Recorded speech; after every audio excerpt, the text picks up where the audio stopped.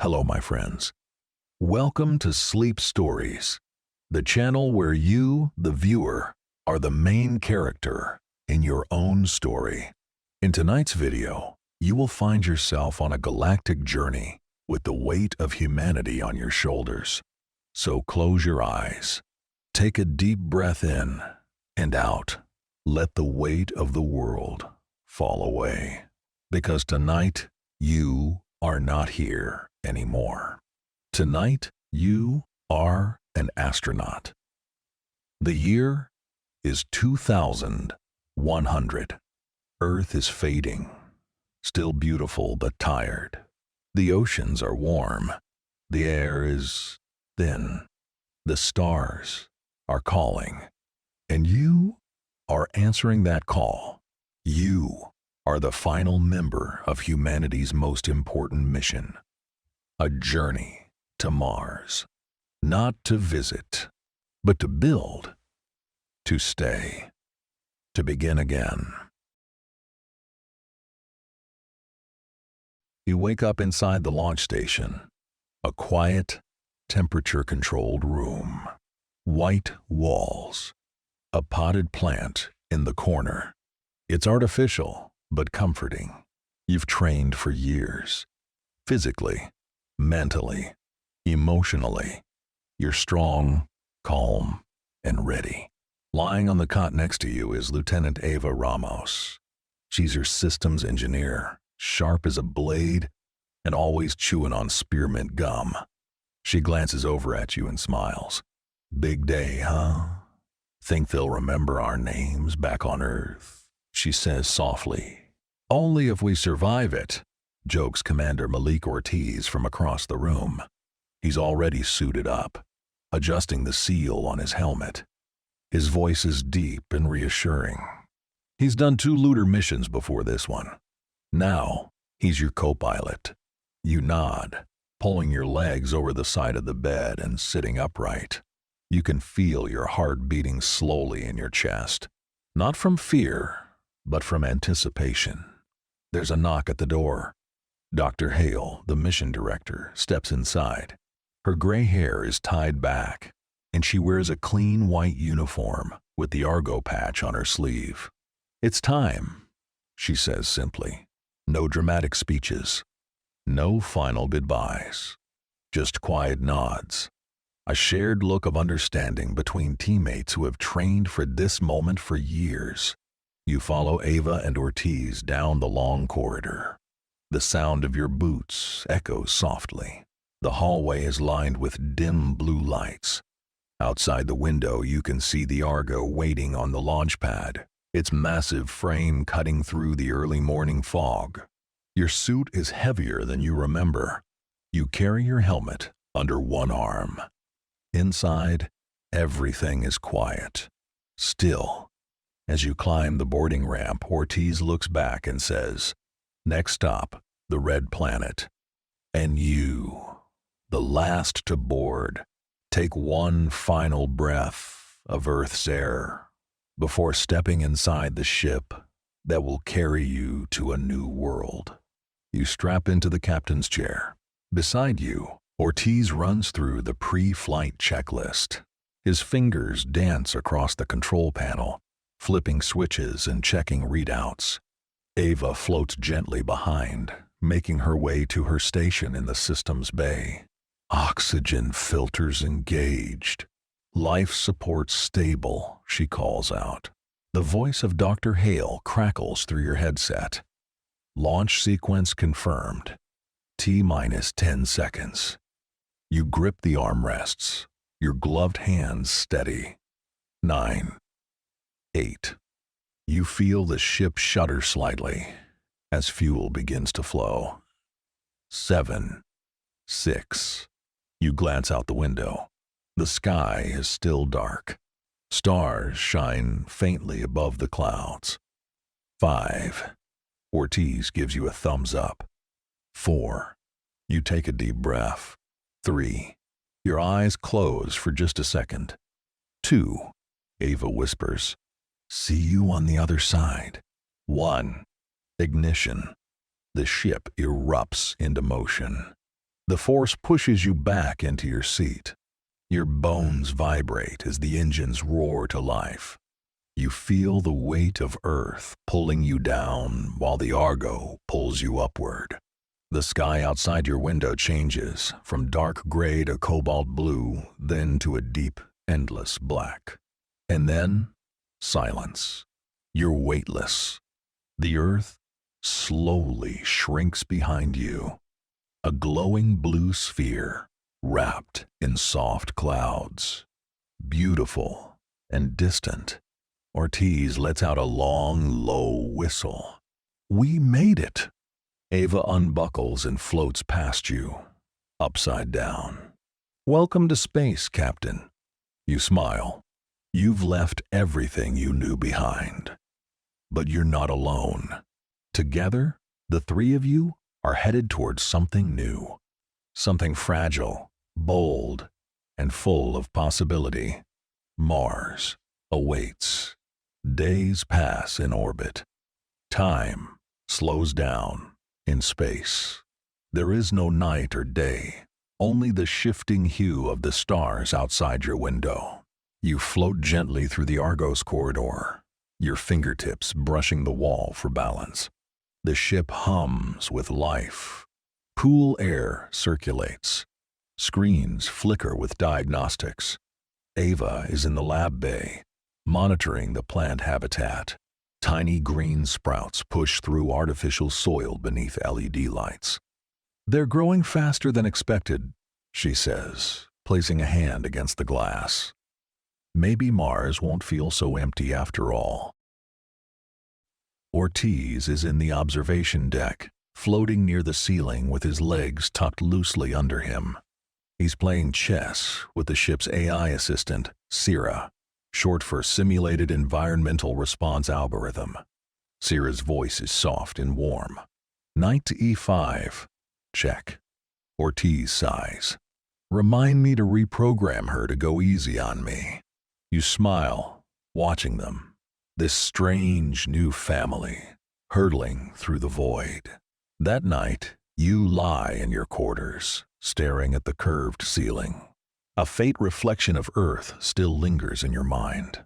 And yet, Mars grows closer each day. The communication terminal pings with a soft chime. A message has arrived from Earth.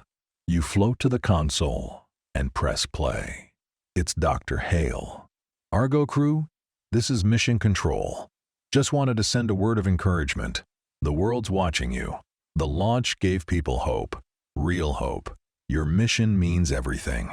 There's a pause, then her voice lowers slightly. Also, solar flare activity has increased. Keep an eye on the shield arrays. We'll send updates as we get them. The screen goes black. Ortiz joins you at the console, arms folded. We knew it wouldn't all be smooth sailing. Ava floats in behind him. We're ready. You nod. You have to be. 14 days into your voyage. The solar flare hits suddenly. A warning alarm blinks red. The lights flicker. Sira's voice echoes calmly. Radiation spike detected. Outer shield integrity dropping. You race with Ava to the engineering bay. She's already pulling herself into the maintenance hatch. Ortiz holds a tether and hands it to you. We'll stabilize the core. You handle the shields. You nod, clipping yourself to the rail and floating into the auxiliary chamber. Sparks dance behind panels. The ship's shielding units glow a faint orange. You reach out, carefully adjusting each one, regulating voltage, venting heat. Your hands move on instinct. You trained for this. Minutes pass. The storm subsides. The lights return to normal. Ava reappears beside you, streaks of sweat floating like mist around her brow. You did good, Captain. You smile. We all did. Halfway to Mars. Time to enter cryo sleep. One by one, you and your crewmates slide into the pods. Ava's voice floats through the room. See you on the other side. Ortiz nods at you, a quiet look of trust in his eyes. You settle in. The glass canopy closes over you. Sira speaks softly. Vitals stable. Beginning cryosequence. Your body relaxes. Breath slows. Muscles unwind. Eyes drift shut. The last thing you feel is the pulse of the ship, like a heartbeat, carrying you across the dark sea of space. You wake to the sound of your own breath. Cryo ends gently. You sit up slowly, your limbs aching in that soft, post-sleep way. Outside the porthole, a red landscape rolls by. You've made it. Mars. Ava is already awake, checking gear. Landing zone in 5 minutes. Ortiz walks by, helmet in hand. Let's make history. You slip on your suit. Secure the helmet. Deep breath. The lander detaches and descends. The red dust swirls. The thrusters fire. You touch down. The ramp opens. You step out, boots crunching into Martian soil. A moment of silence. Then, Ava whispers, "We're really here." And you, standing in the vastness of a new world, feel the weight of everything you left behind, and the possibility of everything to come. The Martian air is thin, cold, silent, but you move carefully, step by step, across the rust-colored surface in your suit. Ava's voice crackles through your helmet radio. Base camp coordinates confirmed. This ridge gives us protection from the wind. Let's start here. You and Ortiz unload the first module. Compact, white structures that unfold like paper lanterns. Pressurized panels hiss as they expand. Habitat 1 takes shape beneath the pink-orange sky. You anchor the support pylons deep into the regolith. Each swing of the drilling arm sends gentle vibrations through the soil. Inside, soft white lights flicker on. Oxygen tanks release their first hiss of breathable air. You remove your helmet. The air is cool, crisp, artificial, but yours. This will be home, Ortiz says. For now. Later that day, you and Ava begin work on the greenhouse. It unfolds slowly, a dome of clear material that catches the weak sunlight like a crystal. Inside, trays of earth soil rest in rows. The irrigation system hums to life, pushing warm mist across the tiny roots. You plant the first seeds with gloved hands. Carrots, lettuce, beans. Ava smiles as she adjusts the heat lamps. It's quiet now, she says. But soon, this room will breathe. Ah, you check the atmospheric regulator, fine-tune the solar panels, and inspect the water recycler. Each piece is vital. Each part must work in harmony. Night falls slowly on Mars. A dusk like no other. You step outside, gaze up at the pale sky. Earth is just a dot, now, a memory.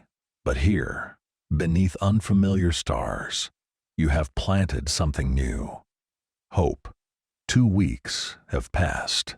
The first habitat stands firm against the winds. The greenhouse hums with quiet life. And now it is time to begin the true work, the deeper mission. Mars above is harsh, exposed. Temperatures swing wildly. Radiation seeps through the sky. But underground, there is possibility. Sira has scanned the terrain.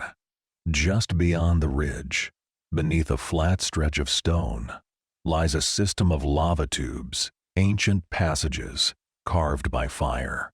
long cooled and silent. A natural fortress.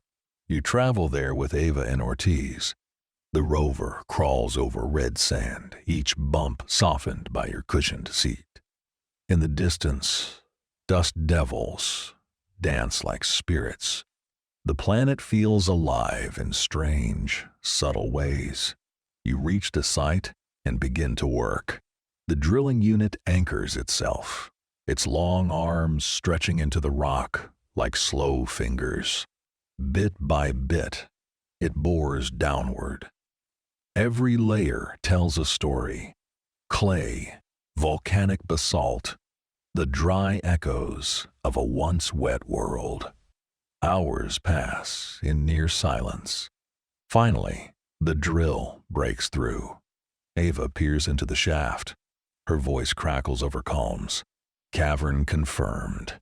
Pressure stable. Let's go. You descend by tether, light flickering over rusted walls.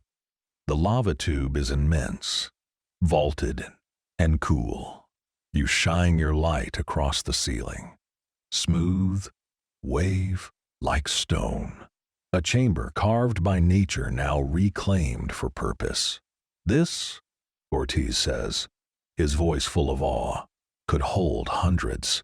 You begin laying down equipment mapping scanners, support beams, airlocks. Ava sets up the first filtration module.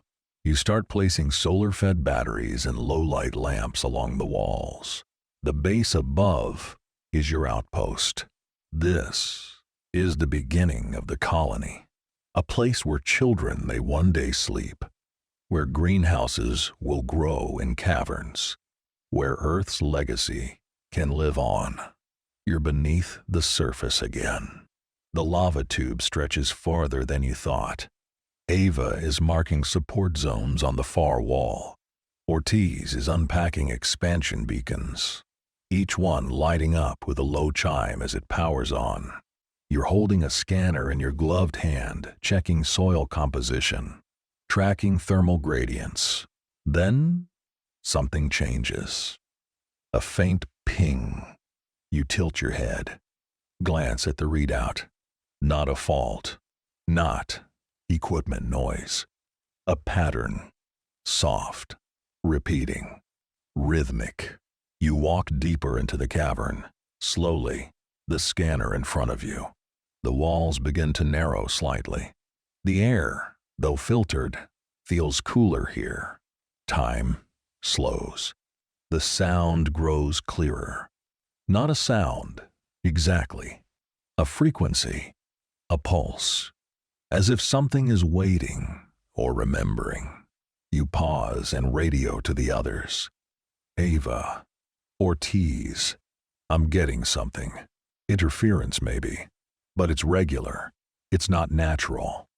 Ava's voice replies calmly. Coordinates? You share them. She begins scanning from her end of the tube. Ortiz meets you halfway, adjusting his own sensor. You both watch the data shift, numbers changing in quiet waves. Ortiz speaks softly. There's something deeper down. Another cavern, maybe. Or something built.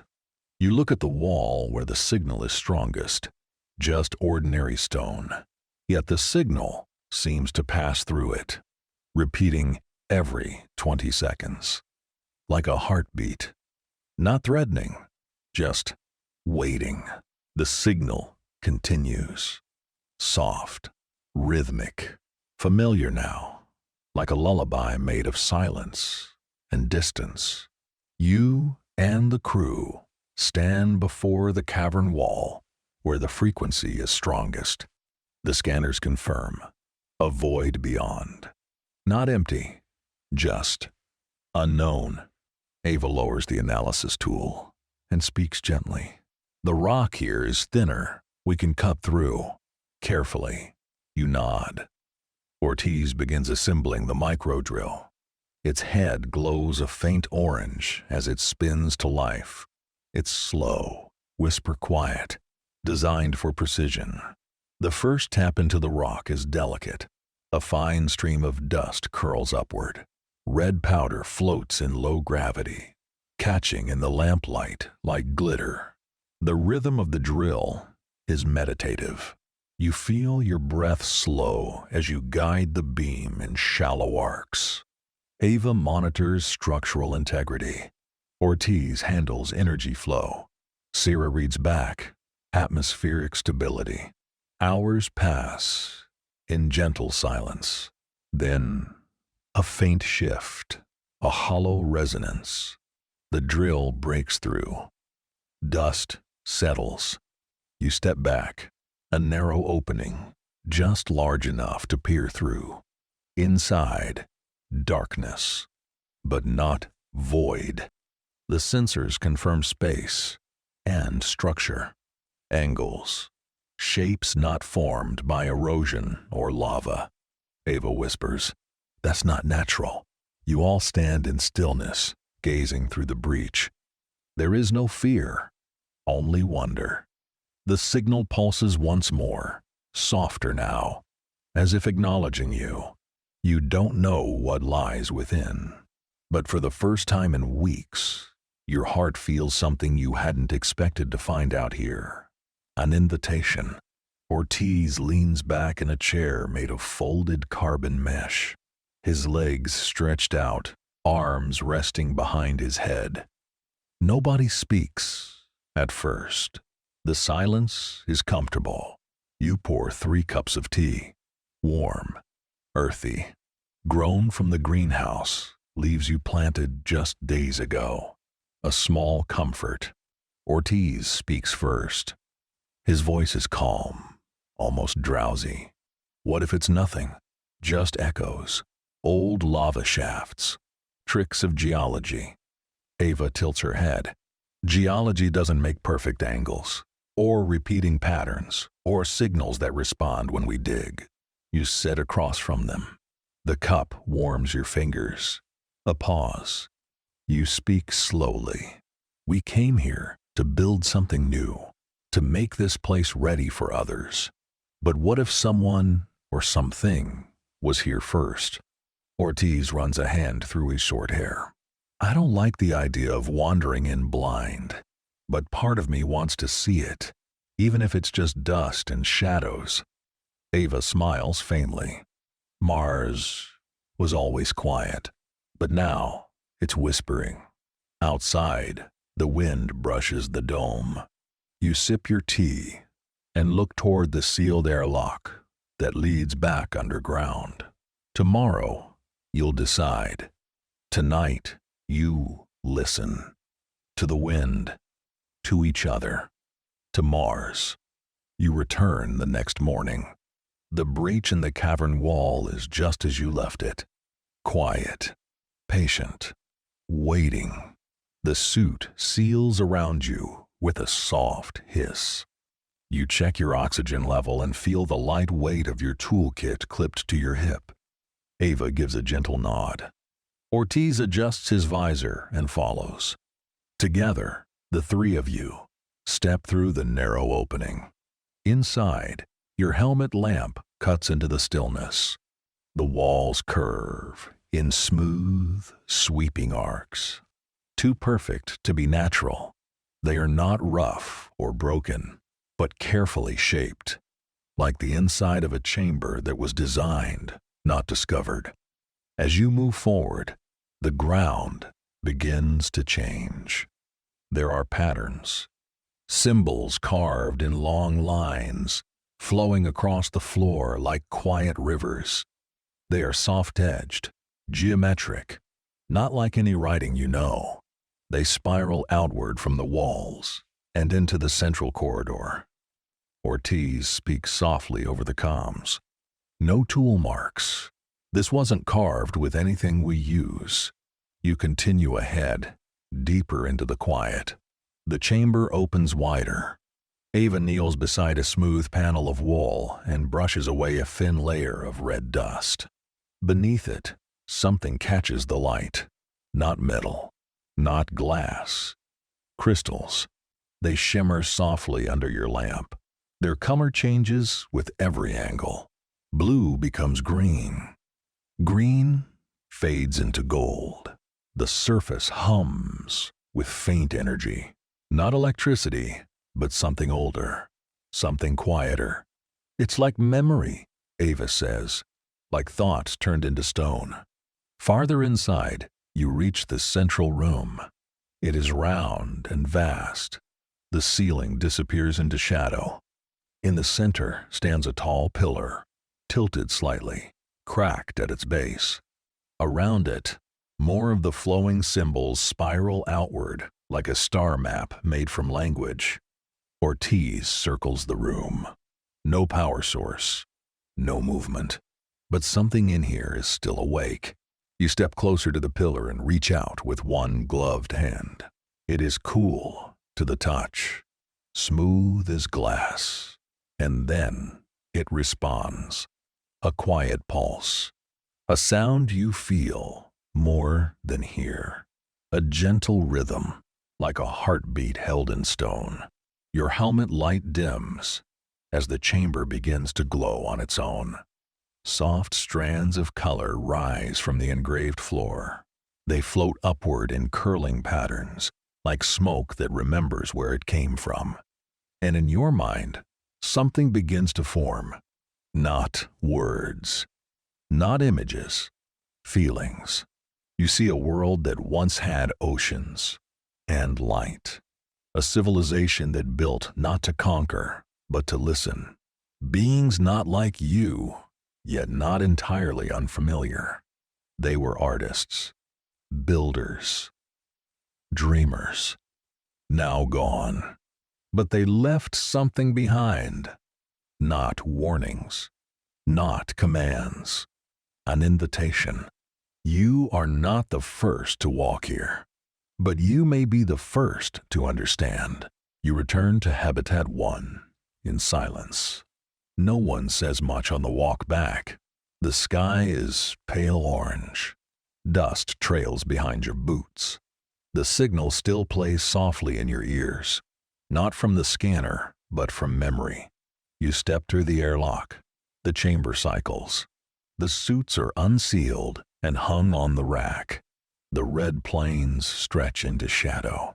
Stars begin to rise. And beneath it all, deep in the ancient bedrock of this silent world, lies a story far older than you imagined. A place where someone else once tried to survive, tried to build, tried to reach out. You take a slow breath.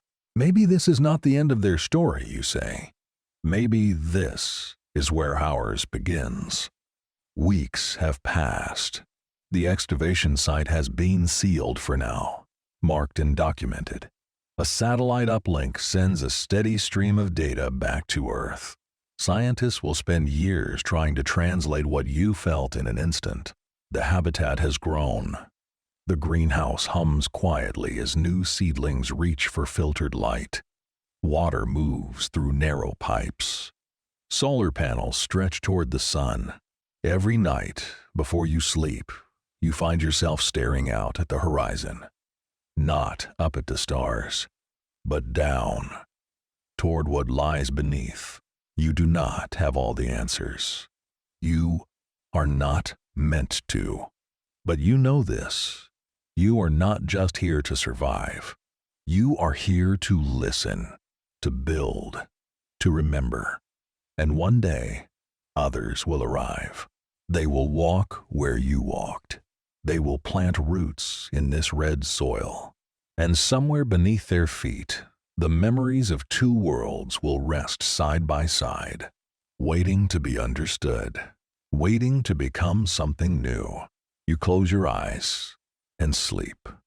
That concludes today's story. I hope that you enjoyed. For the remainder of this video, kick back, relax, and enjoy the sounds of space.